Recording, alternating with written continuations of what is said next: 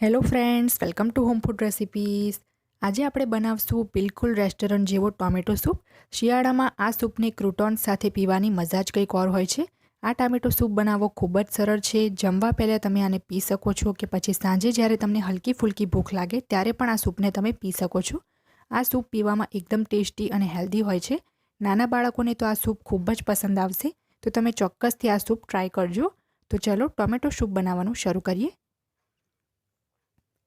Tomato soup બનાવવા માટે મેં અહીંયા 500 ગ્રામ જેટલા ટામેટાં લીધા છે. અને જ્યારે પણ આપણે સૂપ બનાવવા માટે ટામેટાં ખરીદીએ તો એકદમ વધારે પાકેલા, એકદમ સોફ્ટ ટમાટર ખરીદવાના છે, તો એનાથી સૂપ ખૂબ જ સરસ બને છે. હવે આપણે એનો ઉપરનો ભાગ કાપીને એને થોડા મોટા ટુકડામાં સમારી લઈશું. જો તમે એકદમ નાના ટુકડા કરશો તો ખૂબ જ સારું રહેશે, તો સૂપ એકદમ જલ્દી બની જશે. અને એમ પણ આપણે એકદમ પાકેલા ગળેલા ટામેટાં લીધા છે, એકદમ સોફ્ટ લીધા છે કે જેથી જલ્દી કૂક થઈ જાય. અત્યારે શિયાળાની સિઝનમાં ટામેટાં એકદમ સરસ પાકેલા આપણને મળી જાય છે માર્કેટમાં, અને એકદમ સસ્તા પણ હોય છે. તો શિયાળામાં તો ખાસ તમારે આ સૂપ બનાવીને પીવો જ જોઈએ. જો તમે કડક ટામેટાં લેશો, થોડા કાચા જેવા હશે તો કૂક થવામાં સમય પણ વધારે લાગશે અને એનો સૂપ ટેસ્ટી પણ નહીં બને. થોડો ખાટો બનશે એ સૂપ. જ્યારે તમે આ રીતના ગળેલા ટામેટાં લેશો તો એ જલ્દી કૂક પણ થઈ જશે અને એનો સૂપ પણ એકદમ લાલ અને બિલકુલ પણ ખાટો નહીં લાગે.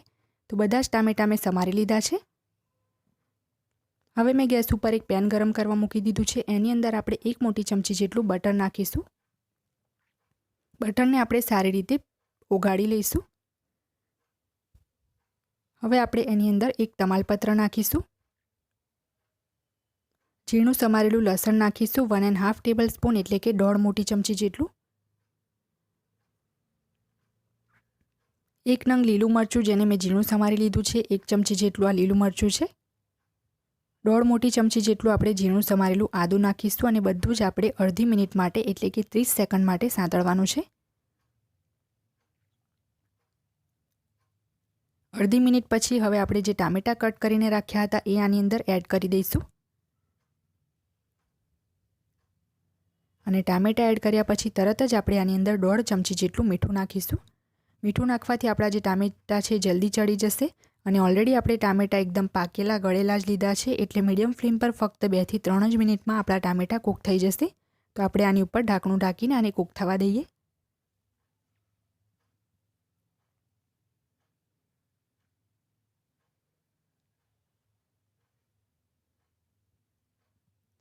ત્રણ મિનિટ પછી આપણે ઢાંકણું ખોલી લઈશું અને અહીંયા તમે જોઈ શકો છો કે આપણા ટામેટાં એકદમ સોફ્ટ થઈ ગયા છે, સરસ રીતે કૂક થઈ ગયા છે. તો હવે આપણે આની અંદર ટોમેટો કેચઅપ એડ કરીશું.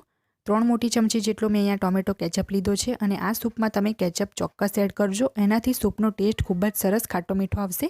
રેસ્ટોરન્ટમાં પણ યુઝ કરે છે. 2 મોટી ચમચી જેટલી આપણે આની અંદર ખાંડ એડ કરીશું. ખાંડ તમારે તમારા સ્વાદ મુજબ આમાં એડ કરવાની છે.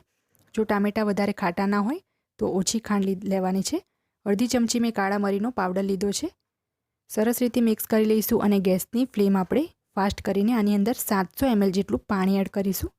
700 ml એટલે કે 1 કપ મારો 200 mlનો છે, એ હિસાબથી મેં 3.5 કપ જેટલું પાણી લીધું છે, એ આપણે આની અંદર એડ કરીશું. પાણી એડ કર્યા પછી હવે આપણે આની અંદર થોડોક orange red food colour add કરીશું. કલર ટોટલી ઓપ્શનલ છે, પણ જો તમારે રેસ્ટોરન્ટ જેવો કલર જોઈતો હોય તો તમારે 1 ચપટી જેટલો કલર એડ કરવો પડશે. પછીથી આપણે મલાઈ અને સ્લરી એડ કરીશું તો કલર એનો થોડોક ઝાંખો પડશે. 5-7 મિનિટ આપણે આને હજી કૂક કરીએ. 7 મિનિટ સૂપને ઉકાળ્યા પછી હવે આપણે ગેસની ફ્લેમ બંધ કરી દઈશું. અને અત્યારે તમે જોઈ શકો છો કે આ ખૂબ જ પતલો છે, પણ હજી આપણે એને ગાળ્યા પછી વધારે કૂક કરીશું. હવે એક પેનની ઉપર મેં મોટો ગરણો મૂકી દીધો છે. એની અંદર આપણે પાણી સાથે જ બધું મિશ્રણ એડ કરી દેવાનું છે. અત્યારે આ ખૂબ જ ગરમ છે એટલે આપણે સાવધાનીથી એડ કરીશું. અને ગેસની ફ્લેમ અત્યારે બંધ જ છે, મેં ગેસ ચાલુ નથી કર્યો. હવે આપણે એક વિસ્કરની મદદથી સરસ રીતે એને ફેંટી લઈશું, જેથી બધો જ પલ્પ નીચે પેનમાં પડી જાય અને ઉપર ફક્ત કચરો જ રહી જાય. હવે એક પાઉંભાજી મેશરની હેલ્પથી આપણે થોડું થોડું આ બધું દબાવી લઈશું, જેથી જે પણ કંઈ વધ્યું ઘટ્યું પલ્પ હોય એ બધો જ પેનમાં પડી જાય. જે આદુ અને લસણના ટુકડા તમને દેખાય છે અત્યારે, એમાં બિલકુલ પણ ફ્લેવર નથી, બધું જ ફ્લેવર એનો સૂપમાં આવી ગયો છે. તો આ ફક્ત કચરો જ રહ્યો છે, જેને આપણે ફેંકી દેવાનું છે. અને હવે આપણે ગેસની ફ્લેમ ઓન કરી દઈશું અને આને સૂપને આપણે હવે ઉકળવા દઈશું. અને અત્યારે મને આમાં મીઠું થોડુંક ઓછું લાગે છે, તો થોડુંક હું મીઠું આની અંદર એડ કરું છું. મીઠું તમારે તમારા સ્વાદ મુજબ આમાં એડ કરવાનું છે. અને ગેસની ફ્લેમ ફાસ્ટ મીડિયમ કરતા રહીને વચ્ચે વચ્ચે હલાવતા રહીને સૂપને આપણે ગાઢો થાય ત્યાં સુધી કૂક કરવાનો છે. સૂપ ગાઢો કરવા માટે હવે આપણે આની અંદર કોર્નફ્લોરની સ્લરી ઉમેરશું. તો 1.5 મોટી ચમચી જેટલો મેં અહીંયા કોર્નફ્લોર લીધો છે. એની અંદર 2 મોટી ચમચી જેટલું પાણી ઉમેરીને આપણે સરસ રીતે આને મિક્સ કરી લઈશું. તો થોડી સ્લરી આપણે સૂપમાં ઉમેરતા જશું અને બીજી તરફ આપણે ચમચાથી એને હલાવતા રહેવાનું છે. કોર્નફ્લોરની સ્લરી તમે જેટલી બની શકે એટલી ઓછી જ ઉમેરશો તો ટામેટાનું જે ફ્લેવર છે એ દબાશે નહીં. તો થોડીક સ્લરી મેં રહેવા દીધી છે, બધી એડ નથી કરી. હવે આપણે આને થોડો વધી ઉકાળશું. સૂપને ઉકાળતી વખતે આ જે ઉપર તમને ફીણ દેખાય છે એ પણ તમારે આ રીતે જાળાથી હટાવી લેવાના છે. એનાથી ટેસ્ટમાં કોઈ ફરક નહીં પડે, બસ દેખાવમાં એ સારું નથી લાગતું તો આ જાગ હું હટાવી દઉં છું. જ્યાં સુધી આપણો સૂપ ઉકળે છે ત્યાં સુધી આપણે ક્રૂટોન્સ બનાવી લઈશું. તો અહીંયા મેં ટોસ્ટ બિસ્કિટ લીધી છે. રેગ્યુલર જે ટોસ્ટ બિસ્કિટ આવે છે જે ઓછી મીઠી હોય છે મેં એ લીધી છે. તમે પાર્લેની રસ્ક પણ લઈ શકો છો, પણ એમાં મીઠાશ વધારે હોય છે. તો બ્રેડ નાઇફથી આ રીતે મેં થોડી એની કિનારી હટાવી દીધી છે અને હવે આપણે એને સ્ક્વેર પીસીસમાં કટ કરી લઈશું. જો તમે થોડું ધ્યાનથી અને શાંતિથી કટ કરશો તો એકદમ સરસ રીતે સ્ક્વેર પીસીસ થશે. અહીંયા હું થોડું જલ્દી કરી રહી છું અને મેં પહેલેથી જ ક્રૂટોન્સને રેડી કરી રાખ્યા છે. નોર્મલી બ્રેડને સ્ક્વેર પીસીસમાં કટ કરીને ફ્રાય કરીને ક્રૂટોન્સ બનાવવામાં આવે છે, પણ એ ખૂબ જ ઓઇલી થઈ જાય છે એટલે મેં અહીંયા ટોસ્ટનો યુઝ કર્યો છે. તમે ચાહો તો બ્રેડને રોસ્ટ કરીને પણ લઈ શકો છો. તો તમે જોઈ શકો છો સૂપની સાથે સર્વ કરવાના ક્રૂટોન્સ આપણા રેડી છે. મેં પહેલેથી જ એને પરફેક્ટ રીતે સ્ક્વેર પીસીસમાં કાપીને જ રેડી રાખ્યા છે.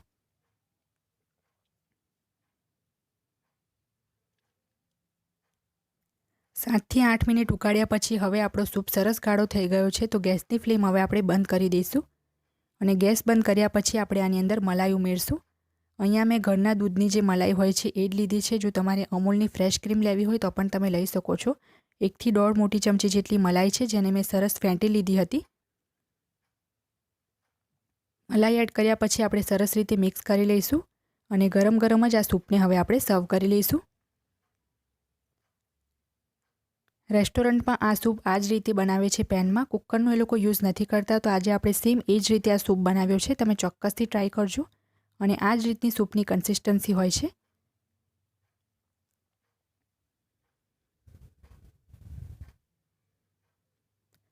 ફ્રેન્ડ્સ, મેં આ સૂપને ક્રૂટોન સાથે સર્વ કર્યા છે જેનાથી એ ખૂબ જ ટેસ્ટી લાગશે.